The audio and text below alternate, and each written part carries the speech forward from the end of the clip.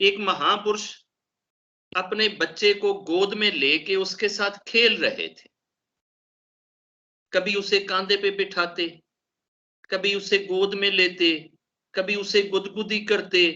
कभी उसके रुखसार के नीचे छेड़ते, कभी उसकी बगलों में उंगली लगाते,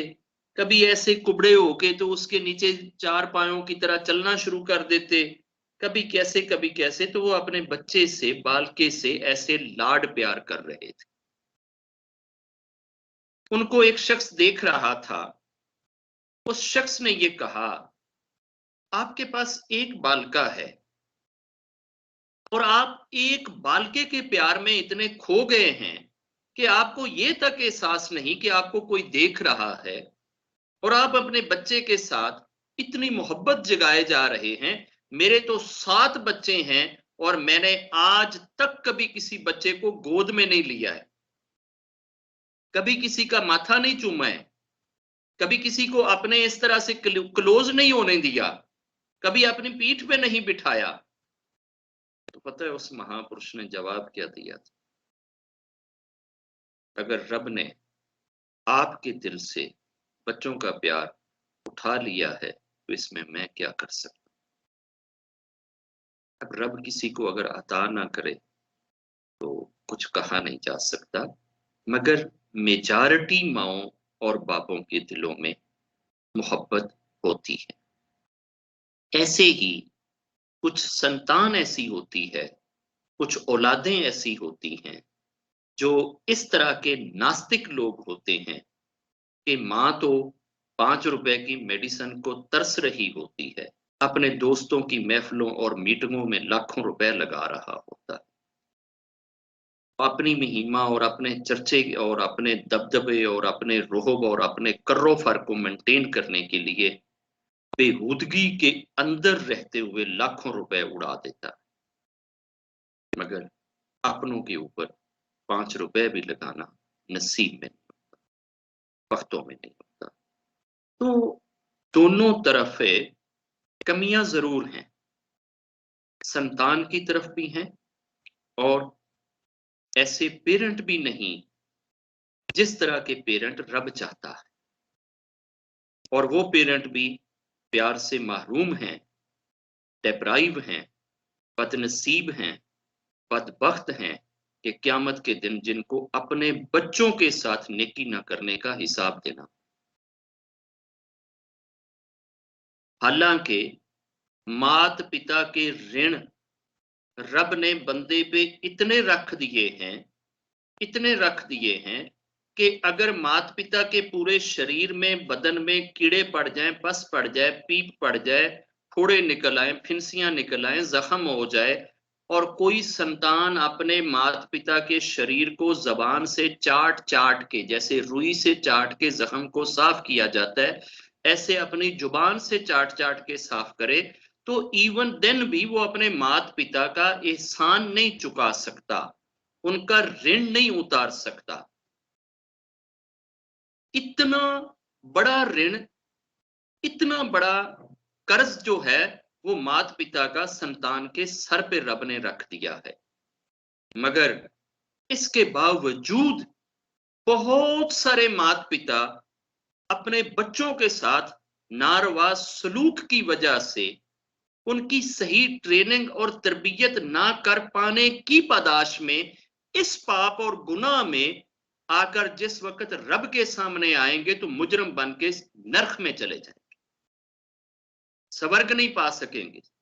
सिर्फ अपने संतान के ऋण राइटली पूरे ना करने की वजह से। संतान का जो ऋण है ना, बच्चों का जो ऋण है ना, औलाद का जो ऋण है, ये मामूली चीज नहीं है। अगर रब ने आपको इतना बड़ा हक दे दिया है ना कि बच्चों के ऊपर आपका इतना बड़ा हक है कि आपके तन तन में कीड़े पड़ जाएं और बच्चे उसको चाट चाट के साफ करें, तो फिर भी बच्चे हक नहीं उतार रहे, तो फिर दूसरी तरफ भी देखो उस बच्चों का हक तुम्हारे ऊपर क्या होवेगा। उसका अंदाजा इसको रिवर्स शक्ल करके खुद ही समझ में आ जाता है कि अगर बच्चों के लिए इतना बड़ा ऋण है तो रिवर्स उनका कितना इख्तियार होएगा, उनका क्या ऋण होएगा, जो माता पिता के सर होएगा। एक माँ जो अपने बच्चे को 9 माह तक अपनी कोख में रखती है ना,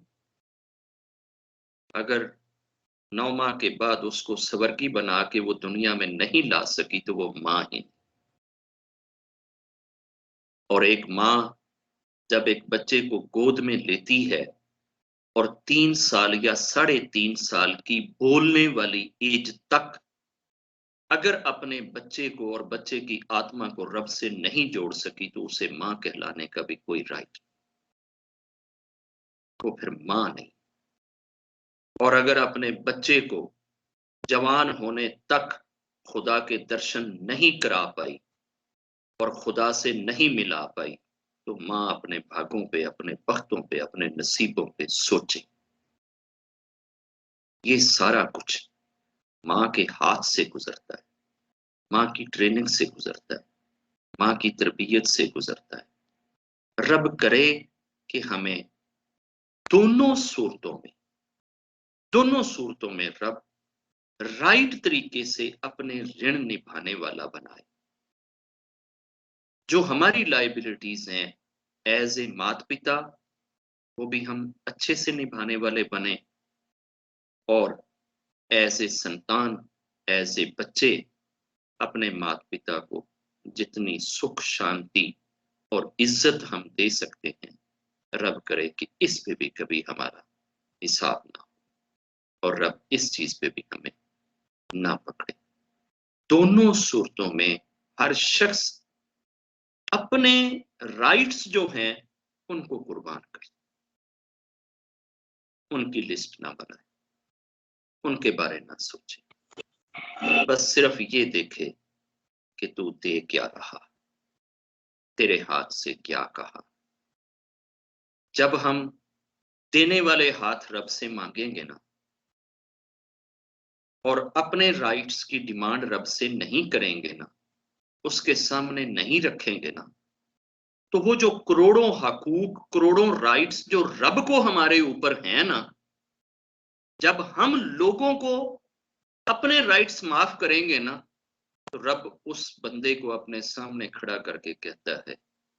मेरे बंदे, तू तो एक बंदा था, तू तो एक इंसान था और करोड़ों मजबूरियों में झगड़ा हुआ था यार। तूने बंदा होकर,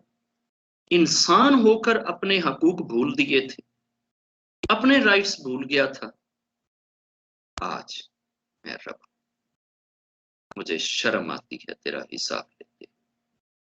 मुझे लज लगती है कि मैं तेरे से हिसाब लूं। जाओ, मैं तेरा कोई हिसाब नहीं।